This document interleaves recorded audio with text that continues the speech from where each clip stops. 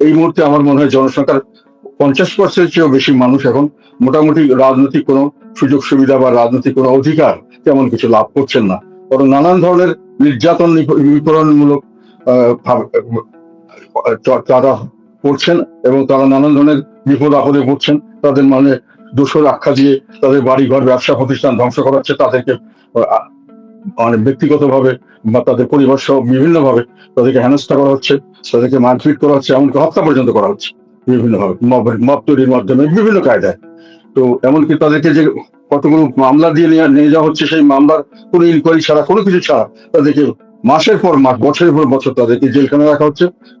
যখন আবার জামিন দেওয়া হচ্ছে, জামিনের পরে তাদেরকে আবার শোন অ্যারেস্ট করে আরেকটা মামলা রেখে দেওয়া হচ্ছে। এবং যার যত কিছুই যে দোষের কারণেই হোক বা যে প্রতিহিংসা চরিতার্থর কারণেই হোক, কিন্তু আলটিমেটলি ঘটনা দেখা গেল যে ওই 24শে আগস্টের পরে বা ওই আন্দোলনের 24শে জুলাইয়ের যে আন্দোলন, তার ওখানে যে হত্যাকাণ্ড, তার মধ্যে তাদেরকে ঢুকিয়ে দেওয়া হচ্ছে। এরপর অপ্রাসঙ্গিক ভাবে এবং একেবারে কি বলবো অবাস্তব ভাবে, যে ভদ্রলোকেরা যেখানে ছিলেনই না, যেহেতু আশেপাশে কোথাও ছিলেন না, তাদেরকে দেওয়া হচ্ছে। এবং মানে কি বলবো, তাদেরকে জামিনের পরে আবার শোন অ্যারেস্টের ব্যাপারে একটা মামলা করা হয়েছিল এবং পরবর্তীকালে শোন অ্যারেস্ট আর দেখানো হবে না, এই ধরনের কতগুলো রায় পাওয়া গেছিল। আমাদেরও 2-3 জন ছিলেন, তার মধ্যে এখনো 2 জন জেলেই আছেন। তো পরবর্তীকালে দেখা গেল যে ওটাকেও সুপ্রিম কোর্টে অ্যাপিল করে সরকার এটাকেও স্থগিত করেছেন, মানে তারা শোন অ্যারেস্ট দেখাবেন এখন থেকে আরো। এবং তার পরবর্তীতে বগুড়ার আমাদের এমপি একজন জিন্না, শরীফুল হক জিন্না, উনি আমাদের ক্যান্ডিডেট ছিলেন এই 13th ন্যাশনাল পার্লামেন্ট ইলেকশনে বগুড়ার থেকে। তাকে এই সরকার ক্ষমতা গ্রহণ করার পরে অ্যারেস্ট করা হয়েছে। তাকে 8-10টা কেসে তার জামিন হয়ে গেছে। পরবর্তীকালে আমার মনে হয় 4-5 দিন আগে একটা কেসে আবার তাকে নতুন করে শোন অ্যারেস্ট দেখে আবার জেলখানা রাখে। উনি খুবই অসুস্থ, ওনার মাথায় নাকি ব্রেনের এখানে কিছু ইনফেকশন হয়েছে, উনি হসপিটালাইজ এবং খুবই অবস্থা খারাপ। কিন্তু ওই আমরা এই যে সমস্যাটা শুরু হয়েছিল আর কি, এই সমস্যার এই অন্তর্বর্তীকালীন সরকারের এই সমস্যা এখন পর্যন্ত সমাধান হয়নি। একই ধারায় একইভাবেই দেশ চলছে। সে সময় যেটা আমরা অন্তর্বর্তীকালীন সরকারের সময় যেটা আমরা দেখেছিলাম, যেটা চেতনা বলা হচ্ছে যে আমাদের জুলাইয়ের চেতনা, এটা চেতনা আমাদের কাছে একরকম ছিল, আমরা ওই আন্দোলনে অংশগ্রহণ করেছিলাম। আমাদের কাছে চেতনা ছিল বৈষম্য মুক্ত একটি দেশ গঠন করা, তার জন্য একটা ভালো নির্বাচন, জবাবদিহিতামূলক নির্বাচন, এবং তারপরে একটা নির্বাচনের মাধ্যমে গঠিত সরকার ব্যবস্থা থেকে পরিবর্তন করে জবাবদিহিতামূলক সরকার ব্যবস্থা করা হবে এবং তার মাধ্যমে একটা বৈষম্যহীন ন্যায় বিচার ভিত্তিক সমাজ গঠন করা, এটা ছিল জনগণের প্রত্যাশা। কিন্তু পরবর্তীকালে দেখা গেল এটাকে যারা মোটামুটি হাইজ্যাক করে মেটিকুলাসলি ডিজাইন বলে যারা এটাকে নিয়ে গেলেন, এবং তারা প্র্যাকটিক্যালি সব রাইটিস্ট, মানে উগ্রপন্থী, কিছুটা জঙ্গিবাদ, এই ধরনের যারা ছিলেন অনেকেই তার মধ্যে খুব প্রাধান্য পেলেন, অনেককে জেলখানা থেকে ছেড়ে দেওয়া। ওনারা কিন্তু এটাকে নিয়ে এমন একটা জায়গায় নিয়ে আসলেন, তাদের চেতনাটা দাঁড়িয়ে গেল আমার ধারণা মতে, চেতনা হলো আমাদের অশ্লীলতা, উচ্ছৃঙ্খলতা, অনৈক্য, এই ধরনের, এটি হলো তাদের চেতনা, এবং এটা নিয়ে এখন পর্যন্ত তারা অগ্রসর হচ্ছেন। তাদের কথা হলো দেশের অর্ধেক মানুষ যারা তাদের মন মতো মানুষ নয়, তাদেরকে এই দেশে থাকতেই দেওয়া হবে না, বা এই দেশে তাদেরকে একেবারে ব্যানিশ করে দেওয়া হবে, নির্মূল করে দেওয়া হবে কোন ক্ষমতা ছাড়া। তো এই জিনিসটা পরবর্তীতে ইলেকশনের পরে, ইলেকশনটা কোনো ইলেকশন হয়নি, যাই হোক, তার যেটাই হোক, সাজানো গোছানো একটা ইলেকশন হয়েছে, আগে থেকে পাশ করা ঠিক করা ছিল, যেটা বলা হয় 14 সালের ইলেকশন, 18 সালের 24 সালের চেয়ে খুব ভালো ইলেকশন। এই 3টির চেয়েও খারাপ ইলেকশন হয়েছে। আমি বিভিন্নভাবে এটা দেখিয়েছি, বিভিন্ন মিডিয়াতে বলেছি, জনগণ একদিন এটা পরিষ্কার বুঝতে পারবে। এটা একবার কে জিতবে কে হারবে 100% ঠিক করে দেওয়া ছিল। তারপরে ধরে নিলাম যে একটা ইলেকশন হয়েছে, একটা সরকার এসছে, এখন কিছু পরিবর্তন আমরা আশা করেছিলাম। এই পরিবর্তনটা অর্থ হলো যে যেটা মানে অনৈক্যের রাজনীতি, যেটা অশ্লীলতার রাজনীতি এবং উচ্ছৃঙ্খলতার রাজনীতি, এটার থেকে হয়তো আমরা বেরিয়ে আসতে পারবো। সেই জন্য কিন্তু আমরা সরকারকে সর্বাত্মক সহযোগিতার আমরা প্রতিশ্রুতি দিয়েছিলাম। আমরা সবকিছু মেনে তাদেরকে বলেছিলাম যে আপনারা ঐক্যবদ্ধভাবে জাতিকে ঐক্যবদ্ধ করেন, এবং আমরা ঐক্যবদ্ধভাবে সামনের দিকে যে বিশাল সমস্যা আমাদের সামনে, এগুলোকে আমরা মোকাবেলা করি। সমস্যাগুলি তারা কতটুকু অনুধাবন করতে পারছে না আমি জানি না। আমি দীর্ঘদিন সরকার পরিচালনার সঙ্গে ছিলাম। আমি 96 সাল থেকে প্রায় প্রত্যেক পার্লামেন্টে ছিলাম। 2014 পার্লামেন্ট আমি নিজের থেকে বর্জন করেছিলাম, আর এখন এসে এই পার্লামেন্টে আমাকে তারা ইঞ্জিনিয়ারিং করে বাদ দিয়েছে। তাছাড়া এবং সবসময় আমি খুব গুরুত্বপূর্ণ পদে ছিলাম। তার আগেও আমি 25 বছর সরকারে বিভিন্ন গুরুত্বপূর্ণ দায়িত্ব পালন করেছি, অনেক সময় দেশে বিদেশে বিভিন্ন সংস্থায় কাজ করেছি। আমার একটা অভিজ্ঞতা আছে দেশ চালানোর, এবং কিভাবে সংসদ চলে, কিভাবে সরকার চলে। তো সেই হিসাবে আমি দেখতে পাচ্ছি যে সামনে মহা বিপদ। একটা হলো আইন শৃঙ্খলার চরম অবনতি, মানে এটা বাংলাদেশের ইতিহাসে কোনো সময় এরকম হয়নি। আজকে আমি আপনার প্রোগ্রামের আগে একটু আগে দেখছিলাম এনটিভিতে লাইভ করেছে, সেটা হলো মজার ব্যাপার আর কি। লক্ষ্মীপুরের রামগতির 9 নম্বর চরগাছি ইউনিয়নের 5 নম্বর ওয়ার্ডের বয়ের চর এলাকাবাসীরা সব রাস্তা দাঁড়িয়ে মানববন্ধন করছেন। তাদের দাবি হলো এলাকায় গুন্ডা পান্ডা চাঁদাবাজের অত্যাচারে তারা বাঁচতে পারছে না, যে কোনো সময় যে কোনো লোককে আঘাত করা হচ্ছে, তাদের ঘর বাড়ি লুট করা হচ্ছে, তাদের হত্যা করা হচ্ছে, হত্যা করার হুমকি দেওয়া হচ্ছে। তারা এর থেকে উপরে ত্রাণ চায়। গ্রামের মানুষ এখন ওটার জন্য দাঁড়াচ্ছে।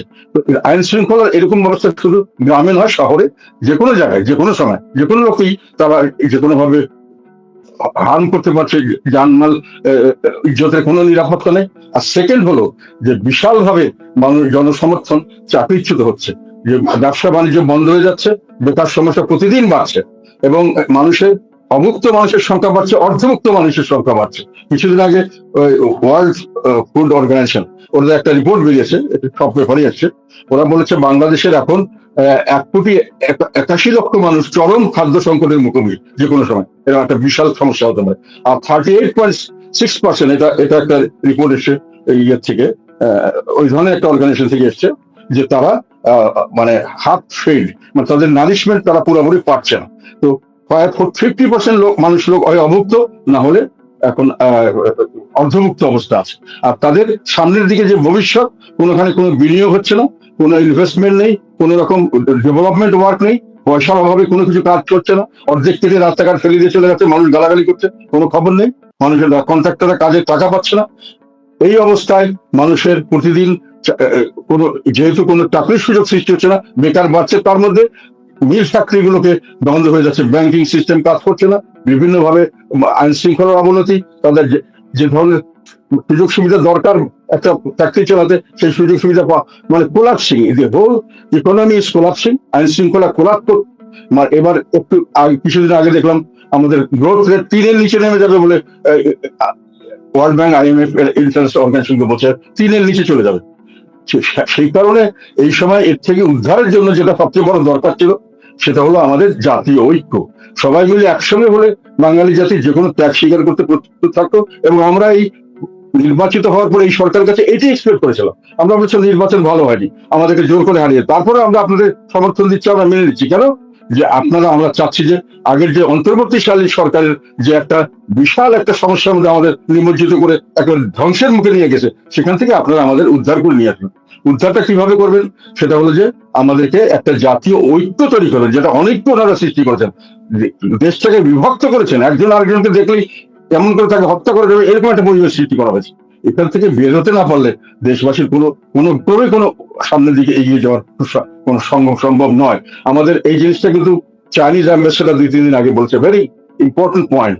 উনি বলেছেন যে দেশের জন্য, তারা বলেছে তাদের কাছে কিন্তু আমাদের সরকার যাচ্ছে টাকা পয়সার জন্য, তারা কিন্তু বলছে আমাদের স্থিতিশীলতা এবং জাতীয় ঐক্য, মানে তারা বলতে চাচ্ছে জাতীয় ঐক্য ছাড়া স্থিতিশীলতা হবে না।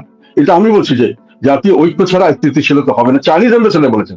এটা একটা আমার কাছে কি মনে, তার আগে সার্জিও গোর আসলেন, উনি তো পরিষ্কার ভাবে উনি তো সিদ্ধান্ত নিয়েছিলেন, ওনার কাছে এখানে নতুন কিছু সিদ্ধান্ত নেওয়ার কোনো দরকার ছিল না, যেহেতু উনি বুঝে শুনে এসেছেন, ওনার রিপোর্ট ছিল, ওনাদের কাছে ইন্টেলিজেন্স রিপোর্ট ছিল, ওনাদের পলিটিক্যাল অ্যানালিসিস ছিল।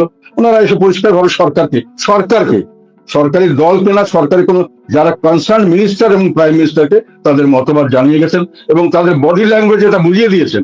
ইন্ডিয়ার আমাদের মাননীয় high commissioner, Indian high commissioner Dinesh ত্রিবেদীর সঙ্গে উনি কথা দেখা করেছেন, এবং এই ঢাকার ভিতরে এটা দেখা করে উনি বুঝিয়ে দিয়েছেন যে ভারতের সঙ্গে আমরা এইসব বাংলাদেশের ব্যাপারে একসঙ্গে কাজ করছি।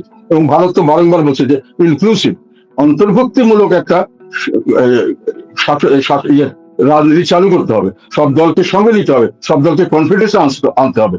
আপনি যদি সবাই মিলে যদি সরকারকে এখন বড় ধরনের অনেকগুলো চ্যালেঞ্জ সামনে ফেস করতে হবে, এই চ্যালেঞ্জগুলো বললাম ইকোনমিক একটা, আইন শৃঙ্খলা একটা, সামনের দিকে দুর্ভিক্ষ হতে পারে, ল অ্যান্ড অর্ডার কোলাপস করে গেছে, এখানে বড় ধরনের একটা গৃহযুদ্ধ হতে পারে, অনেক কিছু হতে পারে। সেটার জন্য যদি সবাই একমত হন, যেটা আমরা 71 সালে স্বাধীনতা করে দেখেছি, বঙ্গবন্ধু এসে বললেন, আমি তো চাকরি করতাম নারায়ণগঞ্জ ডকেট, আমি ইঞ্জিনিয়ার ছিলাম, ওনারা বললেন অর্ধেক, উনি বলেন 3 বছর আমি বেতন দিতে পারবো না, অর্ধেক বেতন দেবো। আমরা সবাই কিন্তু অর্ধেক বেতন নিয়ে বাংলাদেশের লোক ছিল, তখন কিন্তু জিনিসপত্রের দাম টাম বেড়ে যাচ্ছিল, আমরা অনেক জিনিস পাওয়া যাচ্ছিল না, মানুষের অনেক কষ্ট করেছে। কিন্তু মানুষে কিন্তু এক, যেহেতু সবাই একমত ছিল, আমরা সবাই ইউনাইটেড ছিলাম, আমরা কিন্তু এটা নিয়ে কোনো উচ্চবাচ্য করেনি। এখনো আমরা আশা করছিলাম যে সরকার এইভাবে একটা জাতীয় ঐক্যমত গড়ে তুলবেন এবং সেই তার মাধ্যমে সামনের দিকে ক্রাইসিসটা মোকাবেলা করার চেষ্টা করবেন। জি ওনারা কিন্তু এই পথে এখনো হাঁটছেন না। জি, আমরা আমরা এতক্ষণ আপনার যে ব্যাখ্যা পেলাম, বাংলাদেশ মনে হলো যেন আপনার ব্যাখ্যায় একটা অন্ধকার যুগে নানা রকম সমস্যা, আইন শৃঙ্খলা থেকে শুরু করে দ্রব্যমূল্য, শিল্প প্রতিষ্ঠান, অর্থনীতি, সব ক্ষেত্রে, এমনকি পলিটিক্যাল স্পেসটা পর্যন্ত নেই। এর মধ্যে একটা বড় ঘটনা ঘটে গেল যে বাংলাদেশের অন্যতম প্রধান রাজনৈতিক দল আওয়ামী লীগ, আওয়ামী লীগ তো বাংলাদেশে এই মুহূর্তে কার্যক্রমে নিষিদ্ধ।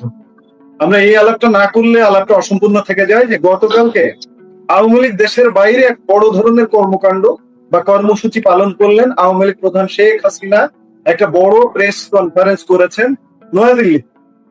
এটি নিয়ে আপনার প্রতিক্রিয়া কি, বা দেশ থেকে দেশের বাইরে গিয়ে রাজনীতি করতে হচ্ছে কেন?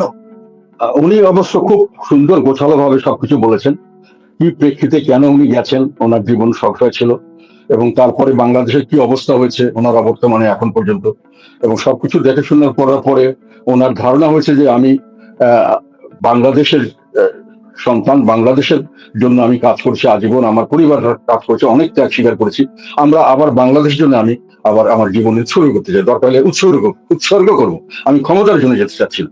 আমি বাংলাদেশে একটা যে যে দুর্ভোগ চলছে সারা দেশের মানুষ, একদিকে চাকরি নেই, জিনিসপত্র দাম হুড় করে বাড়ছে, খাবার নাই, কোথায় কে যাবে, তারপরে পথে ঘাটে যেখানে সেখানে যাকে তাকে মানে যে কোনো ধরনের নির্যাতনের শিকার হতে হচ্ছে, হত্যা করা হচ্ছে, বিনা বিনা বিচারে জেলখানার মানুষ হত্যা করা বিভিন্ন ভাবে।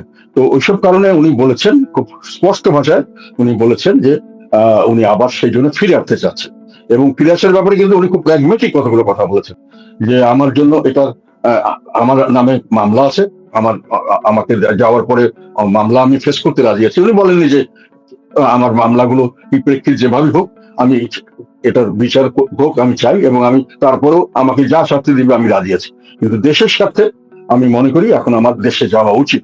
এবং এটা উনি যেভাবে গুছিয়ে বলেছেন, এবং যেগুলো বাংলাদেশের বর্তমান পরিস্থিতি কি পরিস্থিতিতে উনি গেছিলেন, বর্তমান পরিস্থিতি কি, বাংলাদেশের মানুষজন কিভাবে বসবাস করছে, কিভাবে দেশটা আস্তে আস্তে ধ্বংসের পথে চলে যাচ্ছে, উনি বলছে এটা তো আমি চোখের সামনে আমি বসে বসে দেখতে পারবো না, আমাকে তার জন্য যে কোনো ঝুঁকি দিতে আমি রাজি আছি এবং ঝুঁকি আমি নিব। উনি কিন্তু বলেননি যে ওনাকে ফ্রি করে দিতে হবে, ওনাকে জোর করে উনি কিছু করুন।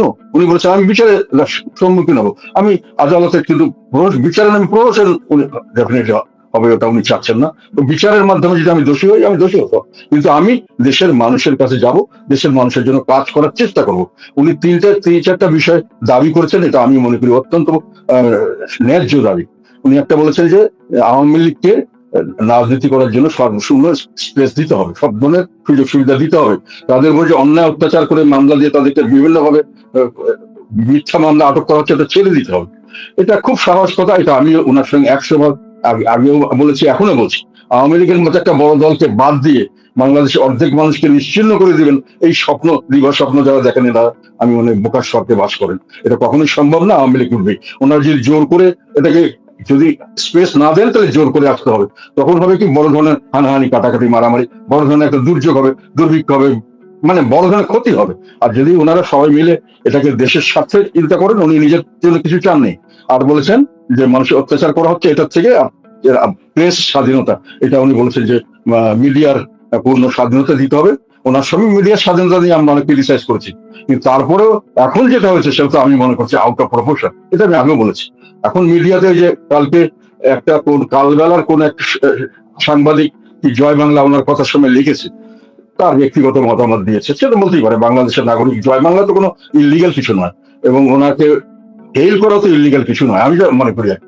তারপরে তার জন্য তার চাকরি চলে গেছে, তাকে নানানভাবে হেনস্থা, এবং প্রচুর মানুষ জাস্ট তারা আওয়ামী লীগের সঙ্গে কোনো না কোনোভাবে সম্পৃক্ত ছিল, তাদের চাকরি চলে গেছে। এমনি বলছে মিডিয়ার স্বাধীনতা দিতে হবে।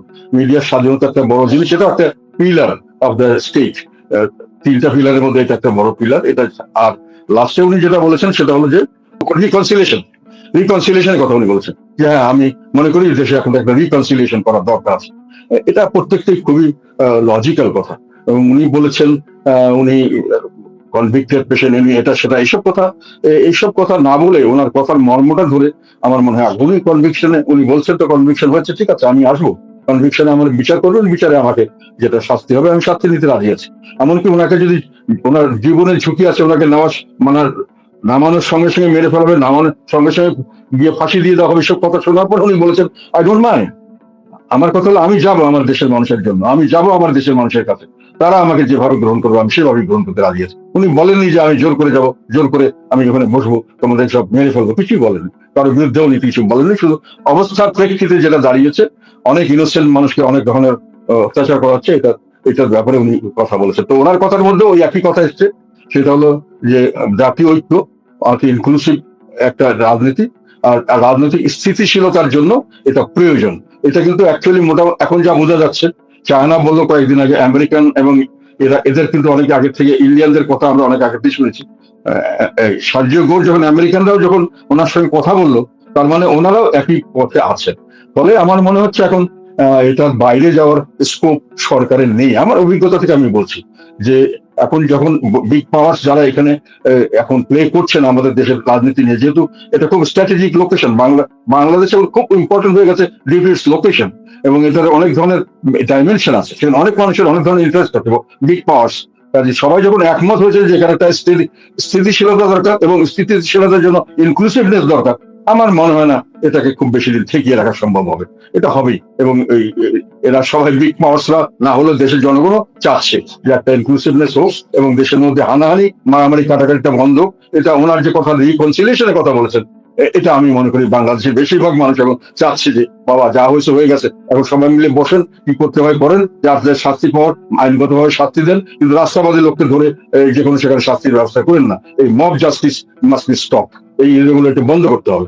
কাজে আমি মনে করি এই সময় ওনার এই আহ্বান এবং বিশ্ব পরিস্থিতি, এবং আমার ধারণা মতে আমি যেটা বুঝতে পারলাম চাইনিজ অ্যাম্বাসেডারের কথা, সার্জিও গোরের ওনার সঙ্গে এখানে এসে ওনার সরাসরি শুধু সরকারকে মেসেজ দেওয়া, এবং তারপরে গিয়ে ওনারা যেটা করলেন ইন্ডিয়ান অ্যাম্বাসেডারের সঙ্গে কথা বললেন, সব মিলিয়ে একটা message is very loud and clear যে আমরা ইনক্লুসিভনেস চাই এবং স্টেবিলিটি চাই, স্টেবিলিটির জন্য ইনক্লুসিভনেস চাই, এবং তার জন্য রিকনসিলিয়েশন চাই দরকার হলে। এটা আমাদের শেখ হাসিনা বলেছেন, এটার সাথে আমি একমত।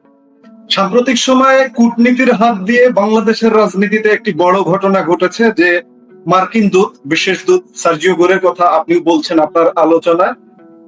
রাজনৈতিক দলের সাথে তার বৈঠকের কর্মসূচি ছিল, কিন্তু আওয়ামী লীগ এবং জাতীয় পার্টি আপনাদের সাথে সার্জিও গোর বৈঠক করেছে। এটি গণমাধ্যমে না এলেও এটা আমাদের নিউ মিডিয়া আজকের ডিজিটাল প্ল্যাটফর্মে এটি সয়লাভ যে আপনাদের সাথে বৈঠক হয়েছে। কেন রাজনৈতিক দলের বৈঠক, কেন রাজনৈতিক দলের সাথে এই মুহূর্তে যারা প্রচলিত বিএনপি দলগতভাবে বৈঠক হয়নি, জামাতের সাথে বৈঠক হয়নি, এনসিপির সাথে বৈঠক হয়নি, কার্যক্রম নিষিদ্ধ আওয়ামী লীগের সাথে বৈঠক কেন হচ্ছে? জাতীয় পার্টি কোণঠাসা জাতীয় পার্টিকে কোণঠাসা করে রেখেছে, সেই জাতীয় পার্টির সাথে কেন বৈঠক হচ্ছে? এটিকে আপনি কিভাবে ব্যাখ্যা করবেন? না, আমি বলছি আপনাকে, ওনারা একটা জিনিস আমি পরিষ্কার বুঝে গেছি, উনি আসার আগে সমস্ত প্রিপারেশন নিয়ে এসছেন। উনি এখানে কোনো ডিসকাস, উনি কতগুলো ডিসিশন জানাতে এসেছেন এবং এটাকে উনি অবভিয়াস করার চেষ্টা করেছেন, এবং তার জন্য উনি বিএনপি কি করছে, জামাত কি করছে, এনসিপি কি করছে ওনারা জানেন, এবং এই কাজগুলোর সঙ্গে ওনারা একমত হতে পারছেন না, ওনাদের সঙ্গে ফার্দার ডিসকাশনের প্রয়োজন ওনারা মনে করেননি। আর এদিকে সরকারের সাথে কোনো যেখানে দরকার ফরেন মিনিস্টার অ্যান্ড ওনার সঙ্গীতা, আর তারপরে প্রাইম মিনিস্টার, তার বাইরে উনি কোনো সরকারি মিনিস্টারের সঙ্গে কথা বলেননি, কোনো ডিনার অ্যাটেন্ড করেননি, কোনো অন্য কোনো ফর্মালিটিস করেননি, সময় নষ্ট করেননি। কিন্তু আমাদের ইন্ডিয়ান হাই কমিশনার দীনেশ ত্রিবেদীর সঙ্গে কথা বলেছেন দীর্ঘক্ষণ, ওনাদের মধ্যে আন্ডারস্ট্যান্ডিং একটা কথাবার্তা এনাদের করে মোটামুটি একটা হয়ে গেছে।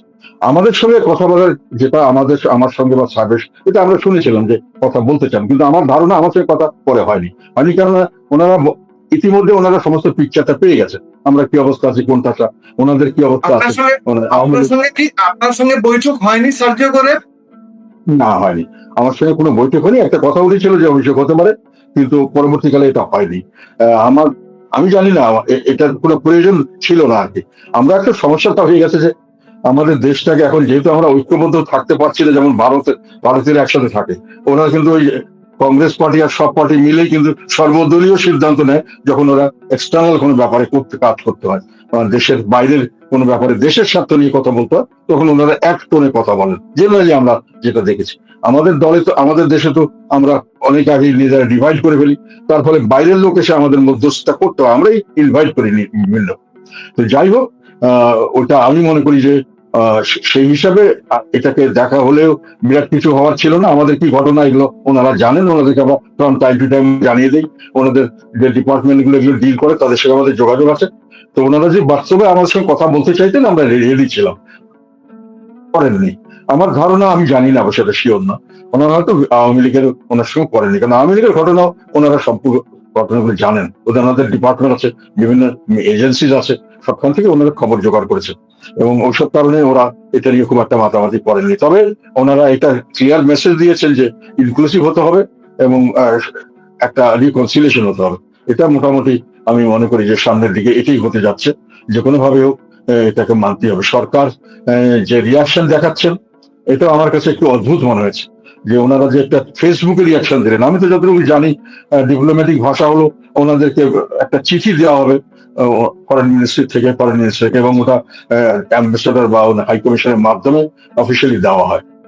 মানে ব্যাপকভাবে কি বলবো এটাকে, রুড়ো ভাষা ব্যবহার করে এই ধরনের কোনো মেসেজ কোনো সময় কোনো সরকার টু সরকার হয়েছে বা এটাকে সরকারকে উদ্দেশ্য করে ভারতীয় সরকার দিয়েছেন, এরকম আমার মনে করার কোনো কারণ নেই। আমি মনে করছি এটা শুধু বাংলাদেশের কিছু লোককে বোঝানোর জন্যই হয়তো এটা আমার ধারণা অবশ্য দেওয়া হয়েছে, জাস্ট টু শো দেন যে এবং ওনারা অনেক সময় আমি শুনেছি যে অন্যান্য বিদেশিদের কাছে, ভারতীয়দের কাছে অনেক সময় এই সরকারের তরফ থেকে বলা হয় যে আমাদের সঙ্গে তো প্রতিপক্ষ সব সাম্প্রদায়িক শক্তি, উগ্রপন্থী আছে, এটা সমস্যা সৃষ্টি করতে পারেন, তার সেই জন্য আমরা কিছু বক্তব্য হয়তো আপনাদের সঙ্গে, তবে ভিতরে ভিতরে আমরা কিন্তু আপনাদের বিরুদ্ধে নেই, এটা নাকি আমরা এটা স্বাভাবিক বিষয়। আমি ধারণা করি যে এই ধরনের মেসেজ এটা বাংলাদেশে যারা ভারত বিরোধী বা যারা এখন ওনাদের বিরোধী দলে আছেন এনাদের কাছে এই জিনিসগুলো খুব লোভনীয় হবে। যদিও আমার ধারণা ওনাদের নেতৃত্বের সঙ্গে ওনাদের একটা আন্ডারস্ট্যান্ডিং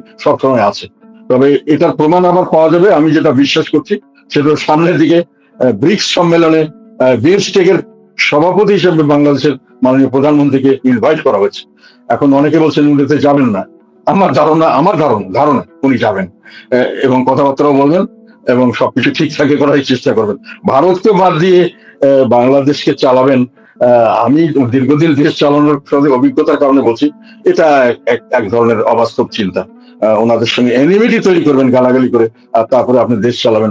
ভারতের সঙ্গে বাংলাদেশ ভারতের কাছে ইম্পর্টেন্ট শুধু সিকিউরিটি পারপাস, অন্যান্য পারপাসে ওদের স্ট্র্যাটেজিক পারপাস ছাড়া অন্য পারপাস, ব্যবসা বাণিজ্য এটা খুব একটা বেশি ম্যাটার করে না। বরং আমরাই অনেক ক্ষেত্রেই অনেকভাবে ডিপেন্ডেন্ট। আমি যখন মন্ত্রী ছিলাম তখন অনেকে বলতো যে ভারতের সঙ্গে আমাদের এই ট্রেড ইমব্যালেন্স, আমরা ইমব্যালেন্সটা হয়েছে কারণ আমরা এখন ভারতের উপর ডিপেন্ডেন্ট হয়েছে। আগে ইউরোপ আমেরিকার সঙ্গে ছিলাম, তখন ইউরোপ আমেরিকা থেকে একটা মেশিন হাতে যা খরচ হতো ভারত থেকে তার 10 ভাগের 1 ভাগ লাগে, সঙ্গে সঙ্গে মেনটেন্স করা যায়। এমনকি চায়না একটা কম্পিটিটর, কিন্তু চায়নার চেয়েও ভারত অনেক ক্ষেত্রে অনেক সুবিধা, তাড়াতাড়ি আসতে পারে, যে কোনো জিনিস সার্ভিস দিতে পারে।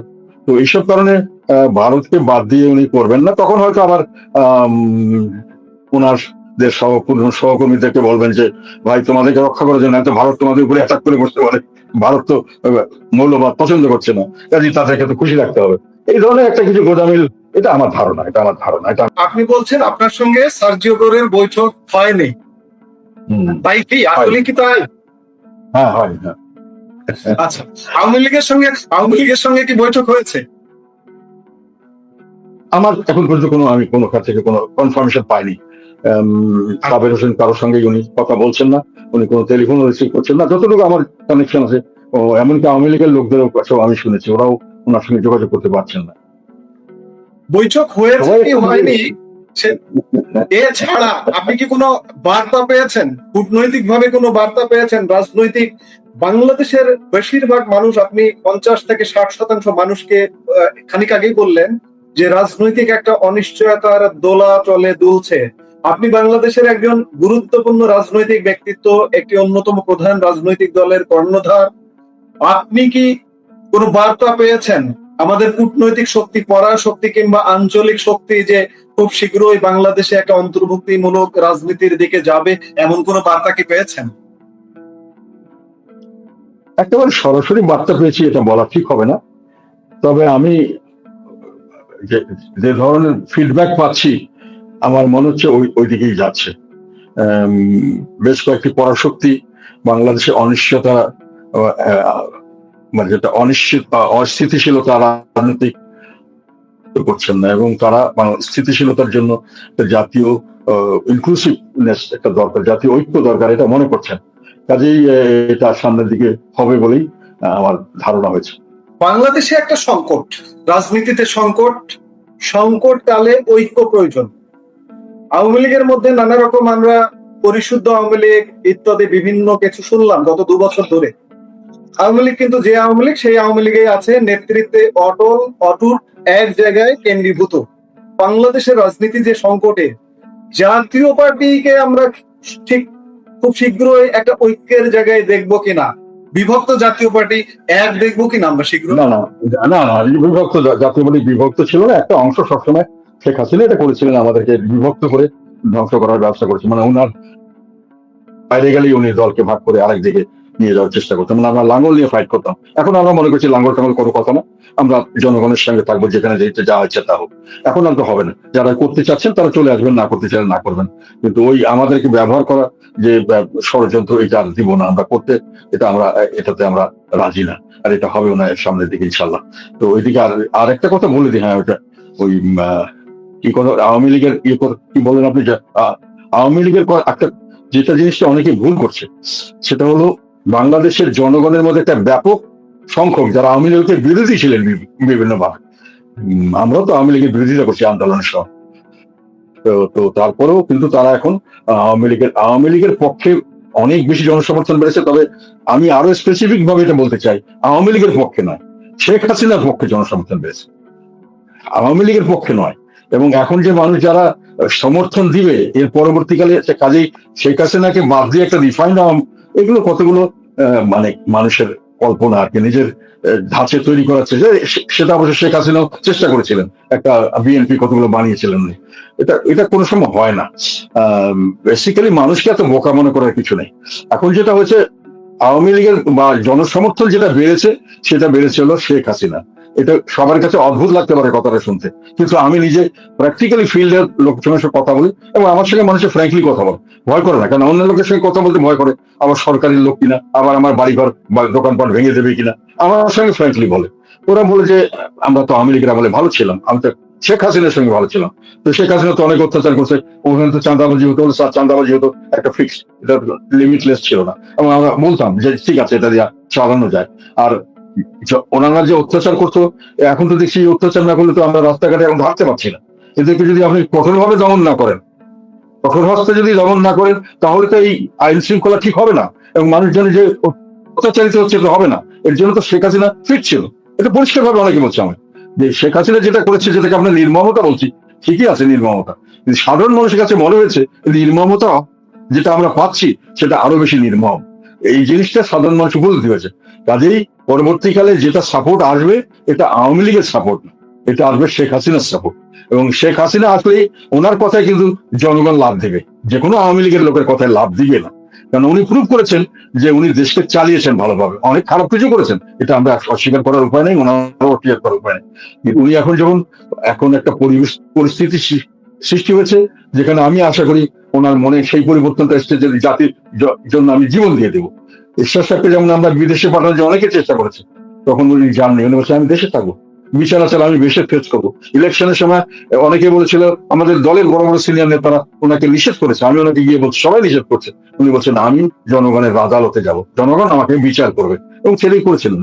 শেখ হাসিনাও ওই জিনিসটি করতে চাচ্ছেন, হয়তো উনি আগেই করতে চেয়েছিলেন, তখন হয়তো ওনার জীবনের একটা এমন অবস্থা ছিল, ওনার বাবা মা ভাই বোন সবাইকে মেরে ফেলেছে, আবার ওনার দুজন আছেন ওনাদেরকেও মেরে ফেলা হয় কিনা, এসব কারণে হয়তো উনি কিছুটা হলেও সরে গেছিলেন। কিন্তু ওনার মধ্যে স্পিরিটটা আমি দেখেছি, ওনার কথার মধ্যে যে উৎসাহ, উদ্দীপনা এবং যে স্পিরিট আমি দেখেছি, ওনার কথার মধ্যে যে জোর, যাতে আমি খুব কনভিন্সড যে শি উইল কাম। এন্ড উনি আসলে পরে আওয়ামী লীগকে নয়, রিফাইন্ড দূরের কথা, কোনো আওয়ামী লীগকে নয়, মানুষের সমর্থন দেবে শেখ হাসিনাকে। এটা আমাদের ভুলে গেলে চলবে না। She is popular now, not Awami League itself. কাজে রিফাইন ওগুলো বাদ দেন। এমনি উনি আসলে, উনি যদি জেলেও থাকেন, উনি যেখানেই থাকুন, মানুষে ওনার কথা চিন্তা করছে, ওনাকে ভালো মনে করছে যে উনি ভালো চালিয়েছিলেন, ভবিষ্যতে ভালো চালাতে পারবেন। কারণ ওনার সঙ্গে ওরা বলছে স্যার দুর্নীতি হয়েছে, তারপরে তো আমরা পেয়েছি, আমরা তো তখন ব্যাংক থেকে টাকা পেয়েছি, আমরা তখন রাস্তাঘাটে চলতে পেরেছি, আমাদের বাড়িঘরের নিরাপত্তা ছিল, আমাদের চাঁদাবাজির একটা লিমিট ছিল, এবং যে কোনো ভাবে আমাদের নিরাপত্তা ছিল। আর জিনিসপত্রের দাম যেতেই থাক, আমরা ব্যবসা বাণিজ্য করে খেতে পেরেছি, আমাদের ইকোনমি ধ্বংস হয়ে যাচ্ছিল, আমরা অনেক কথা বলেছি, হয়তো ধ্বংস হয়ে যায়, ওটাও ঠিক। কিন্তু যে কোনো ভাবে জনগণের মনে একটা ছিল যে ওনার সময় অনেক খারাপ কথা ওনার বিরুদ্ধে আমরা বলেছি, আমি বলেছি, কিন্তু তারপরেও তো আমরা খেয়ে পড়েছিলাম, আমরা নিশ্চিত ছিলাম, আমাদের কোন রকম অত্যাচারিত হয়নি, অন্যায় করে আমাদেরকে বিভিন্নভাবে হ্যারাসমেন্টের শিকার হতে পারি। ব্যবসা করে আগে তো একটা মানুষকে ধরে তার জেল দিন, এখন তো মানুষ না, তার ব্যবসা বাণিজ্য, তার গাড়ি বাড়ি, তার মানে 14 পুরুষের সবকিছু ধ্বংস করে দিচ্ছে, মানে একটা মানুষকে সম্পূর্ণভাবে নিঃস্ব করে দেওয়া হচ্ছে। তো এত বড় তো কোনো সময় ওই ধরনের সময় ছিল না। এবং ওনারা বলতে চাচ্ছে যে এইটা ছিল বিকজ শেখ হাসিনা, যেটাকে বলা হয় আয়রন লেডি, কে জানি কোন নিউজ পেপারে এটা আয়রন লেডি হিসেবে নাকি তাকে বলেছে। কালকের সংবাদ এটা প্রচারিত হয়েছে, আমি তো শুনলাম 44 crore, 440 মিলিয়ন ভিউজ হয়েছে। বিভিন্ন জায়গায় সমস্ত মিডিয়াতে কভারেজ দিয়েছেন, ওনাকে পজিটিভ কভারেজ দিয়েছে বেশিরভাগ। আমি অনেকগুলো পড়লাম অনেকগুলো। আয়রন লেডি বলেছে অনেকে। তো she has been prove to be iron lady for the people of Bangladesh at the moment, a big number of people. অনেকে হয়তো এটাকে আমার কথায় অন্যভাবে নেবেন। আমি আওয়ামী লীগের সমর্থক না, আমি আওয়ামী লীগের রাজনীতি সময় তার সবচেয়ে বেশি সমালোচনা আমি করেছি, ওনাকে কর্তৃত্ববাদী সরকার আমি বলেছি, ওনার সামনে বলেছি, এবং উনি নির্বাচনগুলো ভালো করেননি ওনার সামনে বলেছি, উনি বিএনপির উপর অত্যাচার করছে, ওটা ভালো হচ্ছে না, জামাতকে ব্যান করেছে ভালো হয়নি, ওনার সামনে বলেছি, সামনে দাঁড়িয়ে সংসদে বলেছি। কাজেই এগুলো আমি এখনো বলছি। তারপরেও আমি মনে করি যে উনি যে কোনো ভাবেই হোক, ওনার সময় লুটপাট হয়ে টাকা চলে গেছে, অনেক শোনা গেছিল, কিন্তু তারপরে কিন্তু কোনোদিন কোনো টাকার অভাব হয়নি, ব্যাংকেও টাকার অভাব হয়নি, ইম্পোর্ট এক্সপোর্টও কোনো এখানে অসুবিধা হয়নি, কোনো জিনিসপত্র অ্যাভেলেবিলিটি কোনো সমস্যা হয়নি, এবং গ্রোথ হয়ে গেছে, সারা চাকরি বাকরি পেয়েছে, মানুষের খেয়ে পরে বেঁচেছে, মানুষের মধ্যে কোনো রকম অনিশ্চয়তা খুব কম লোকের মধ্যে ছিল। পলিটিক্যাল কিছু উনি করেছিলেন যেগুলো হয়তো এখন অনেকে বলছে যে ওগুলো হয়তো দরকার ছিল, যেমন যেটা ওই এক্সট্রিমিস্টের ব্যাপারে, জঙ্গিবাদের ব্যাপারে উনি যেটা করেছিলেন, অনেকেই তখন আমরা এটাকে খুব বেশি নির্মমতা মনে করেছিলাম। এখন তো ওয়েস্টার্ন ওয়ার্ল্ড, আমি অনেকের সঙ্গে আলাপ করি, তারা মনে করে যে বাংলাদেশ এখন যে সিচুয়েশন দাঁড়িয়েছে, ওইটা ওই ধরনের মানুষ ছাড়া এটা এখানে রোধ করা কঠিন। এটাও কিন্তু ওনার জন্য একটা plus point from the western world. এখন কিন্তু ওনাকে ওইটাও একটা দেখা হচ্ছে যে এই যে বাংলাদেশের জঙ্গিবাদের উত্থান, যেটা সারা পৃথিবীতে জঙ্গিবাদ ছড়িয়ে দেওয়ার সম্ভাবনা, যেটা আমি বলি যে একটা মানুষের মাংস বিক্রি করার একটা দোকান হবে এটা, গরিব মানুষের ছেলেপেলেকে ট্যাবলেট খাইয়ে সব সুইসাইড বোম্বার বানিয়ে সারা পৃথিবীতে সরবরাহ করা হয়, একটা আর্টিকেল লিখছে এটার ব্যাপারে, এবং সারা পৃথিবীতে এটা এখন অনেকে বলছে, আমেরিকানদের মধ্যে আমি কথাটা শুনেছি যে জঙ্গিবাদ তো সারা পৃথিবীতে ছড়িয়ে পড়বে এই জঙ্গিবাদ যদি এইভাবে চলতে থাকে এবং এভাবে এনকারেজ করা হয়, স্টেট স্পন্সর্ড হয়, এবং সেটার জন্য হয়তো অনেকে এখানে ইনভেস্ট করছেন, অনেক বড় বড় যারা এই ধরনের কর্মকাণ্ডের সঙ্গে জড়িত, এই ধরনের সঙ্গে তারা এটাকে একটা breeding ground for Islamic suicide movements. এবং আমাদের দেশের লোকের চাকরির জন্য বিভিন্ন দেশে চলে, ইউক্রেনে চলে যাচ্ছে, রাশিয়া চলে যাচ্ছে, তারা পাকিস্তানে গিয়ে গুলি খাচ্ছে সন্ত্রাসী হিসাবে, চাকরির জন্য শুধু। সেই চাকরির জন্য যদি আপনি তাকে কিছু ট্যাবলেট খাইয়ে দেন, মুখের বোমা লেগে সে বেঁচে চলে যাবে। এখন এইটা তো খুবই ডেঞ্জারাস জিনিস, এবং এইটাও কিন্তু শেখ হাসিনার জন্য একটা বিরাট প্লাস পয়েন্ট হিসেবে ওয়েস্টার্ন ওয়ার্ল্ডে ধরা পড়েছে। এবং এদিকেও মানে আমি যেটা বললাম, এমনকি মানে আমার কাছে সবচেয়ে যেটা আমার কাছে স্ট্রাইকিং মনে হচ্ছে, যখন আমি চাইনিজ অ্যাম্বাসেডারকে বলতে শুনলাম যে দেশে স্টেবিলিটি দরকার, দেশে ইউনিটি দরকার। স্টেবিলিটি এবং ইউনিটি দরকার। আমরা অনুষ্ঠানের প্রায় শেষ পর্যায়ে এসে পড়েছি। এতক্ষণ আমরা দেশ নিয়ে নানা হতাশা, রাজনীতি নিয়ে হতাশার কথা বললাম। বেশিরভাগ মানুষ বাংলাদেশের মুখিয়ে আছে, বাংলাদেশে আবার কবে সুদিন আসবে। আপনি বাংলাদেশের একজন শীর্ষ রাজনৈতিক ব্যক্তিত্ব, দীর্ঘদিন সরকারে ছিলেন, প্রধান বিরোধী দল ছিলেন, সরকারে পরিচালনায় ছিলেন, এবং একটি প্রধান রাজনৈতিক দলের অন্যতম কাণ্ডারী। আমরা দেশের মানুষকে কি আশা দিয়ে এই অনুষ্ঠান থেকে বিদায় নিতে পারি? কোন আশার কথা বলতে পারেন কি? না, আমি আশার কথা আমি বলতে পারি এই মুহূর্তে, এই জন্যই যে পৃথিবীর পরাশক্তিগুলোর যারা প্রায় সবাই আমার ধারণা মতো বা আমি যেভাবে যতটুকু ইনফরমেশন কালেক্ট করেছি, সবাই বাংলাদেশে একটা স্থিতিশীলতা চাচ্ছেন এবং তার জন্যই একটা ইনক্লুসিভ রাজনীতি চাচ্ছেন। ফলে এখানে একটা ইনক্লুসিভ রাজনীতি হবে এবং আমি মনে করি একটা রিকনসিলিয়েশন হবে। এটা হতে বাধ্য করা হবে হয়তো, সরকার যদি এটা বাইরে যেতে চায় সরকারের পক্ষে খুব বেশি দিন কন্টিনিউ করা এইভাবে সম্ভব হবে না। ফলে আমি আশাবাদী যে সামনের দিনগুলি ভালো দিন আসছে, সামনের দিনগুলো অত্যাচার অবিচার যেটা হচ্ছে সেটা চলে যাবে, সবাইকে এক টেবিলে আসতে হবে এবং মানুষকে অযথা যে বিভিন্নভাবে হয়রানি করছে তার থেকে মানুষ মুক্তি পাবে এবং আশা করা যায় যে তখন যখন স্টেবিলিটি আসবে সারা বিশ্ব এখানে, আমাদের এখানে কিন্তু অনেকে ইনভেস্ট করতে চায়, অনেক কারণে চায়, এবং সেখানে মানুষ আসবে এবং মানুষের অর্থনৈতিক উন্নতি সামনের দিকে এগিয়ে যাবে। তার জন্য যে পরিবেশ সেটা এখন আমি মনে করি গতকালের পরের থেকে আমার মনে হয়েছে যে এটা শুরু হলো, এখন থেকে শুরু হয়েছে পরিবর্তনের সূচনা এবং পরিবর্তন সামনে যত দিন যাবে পরিবর্তন হবে এবং শুভ দিকে পরিবর্তন হবে। আর অন্যায় অবিচার হিংস্রতা অশ্লীলতা এর থেকে দেশ মুক্ত হবে, দেশ একটা ঐক্যের রাজনীতি যাবে, দেশ একটা ভালোবাসার রাজনীতি যাবে, হিংসা বিদ্বেষ ভুলে যাবে, সকলে সকলকে ভাই বলে গ্রহণ করবে, প্রতিপক্ষ প্রতিপক্ষই হবে, সে শত্রু নয়। সে তার মতামতকে আমি সবসময় আমি মানতে নাও পারি, কিন্তু তার মতামতকে আমি ধ্বংস করার চেষ্টা করবো না, তাকে ধ্বংস করার চেষ্টা করবো না তার মতবাদের জন্য। সকল মানুষ তার নিজস্ব মতামত নিয়ে বেঁচে থাকবে, সকলকে তাদের যে স্বাভাবিক যে রাজনৈতিক অধিকার, স্বাভাবিক নাগরিক অধিকার, এগুলো থেকে সবাই বঞ্চিত হবে না, এটি আমার প্রত্যাশা এবং আমি মনে করি সামনের দিনগুলিতে আমরা সেদিকে অগ্রসর হচ্ছি, আমি বেশ আশাবাদী। আমরা আশা নিয়ে আজকের অনুষ্ঠান থেকে বিদায় নিতে চাইছি। আপনি আপনার মূল্যবান সময় দিয়ে আমাদেরকে সমৃদ্ধ করেছেন, আপনাকে অসংখ্য ধন্যবাদ।